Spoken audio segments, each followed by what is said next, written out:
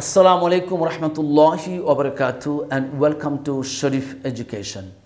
Rabbi shrah li sadri wa yassir li amri wahlul 'uqdatam min lisani yafqahu qawli. Allahumma salli ala Muhammadin an-nabiyil ummi wa ala alihi wa ashabihi wa sallim tasliman kathira. আল্লাহ সুবহানাহু ওয়া তাআলা পবিত্র কোরআন শরীফ তাসবিহ সহকারে বা তারতিল সহকারে পড়তে বলেছেন, সেই বিষয়ে আজকে আমরা কিছু আলোচনা করব। আমাদেরকে অবশ্যই কী করতে হবে? পবিত্র কোরআন শরীফ তাসবিহ বা ব্যাকরণ বা গ্রামার অনুযায়ী আমাদেরকে পড়তে হবে, না হলে আমাদের নামাজ কী হবে না, আমাদের নামাজ শুদ্ধ হবে না।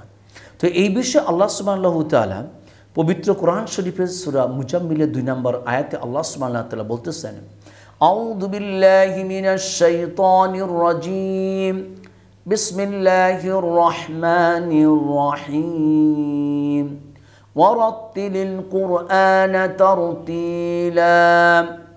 এটা অর্থ হচ্ছে, আল্লাহ বলছেন তোমরা তারতিল বা তাসবিহ সহকারে পবিত্র কোরআন শরীফ তিলাওয়াত করো। তার মানে হচ্ছে তাসবিহগুলি আমাদের অবশ্যই আমাদের তাসবিহ জানতে হবে, কারণ তাসবিহ ছাড়া যদি আমরা পবিত্র কোরআন তিলাওয়াত করি তাহলে শব্দের অর্থের পরিবর্তন হয়ে কি হয়ে যেতে পারে? আমাদের তিলাওয়াত বাতিল হয়ে যেতে পারে। সেই জন্য আমাদের অবশ্যই আমরা যখন নামাজের মধ্যে আমাদেরকে কী করতে হবে?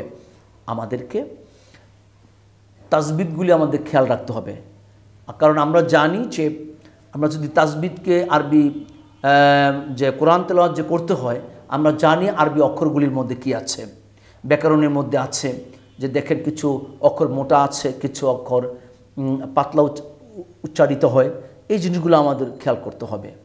এবং আমরা জানি যে ইস্তিলা বলে ওখানে 60টি অক্ষর রয়েছে, সর্বদাই মোটা হবে। তো এই যে গ্রামার বা ব্যাকরণগুলি আছে, আবার 3টি অক্ষর আছে যেগুলি আপনি শীষ দিয়ে উচ্চারিত করতে হয়, যেমন সদ, সিন এবং জা। তাহলে তাসবিহের গুরুত্ব অপরিসীম। আমাদেরকে যেভাবে হোক, আমরা যারা স্কুল কলেজে বিশেষ করে যারা পড়াশোনা করি, তা আমরা এখন থেকে খেয়াল করব যে না, আমরা মন গড়া উচ্চারণ করব না। আমরা যখনই কোরআন তেলাওয়াত করব, আমরা যেভাবে হোক আমরা তাসবিহ সহকারে আমরা পবিত্র কোরআন শরীফ শিখব। তাহলে আমাদের নামাজ কি হয়ে যাবে? আমাদের নামাজ সহি শুদ্ধ হয়ে যাবে। আল্লাহ তাআলা আমাদের সকলকে তাসবিহ সহকারে সহি শুদ্ধ উচ্চারণে পবিত্র কোরআন শরীফ শেখার তৌফিক দান করুক। আসসালামু আলাইকুম ওয়া রাহমাতুল্লাহি ওয়া বারাকাতুহু।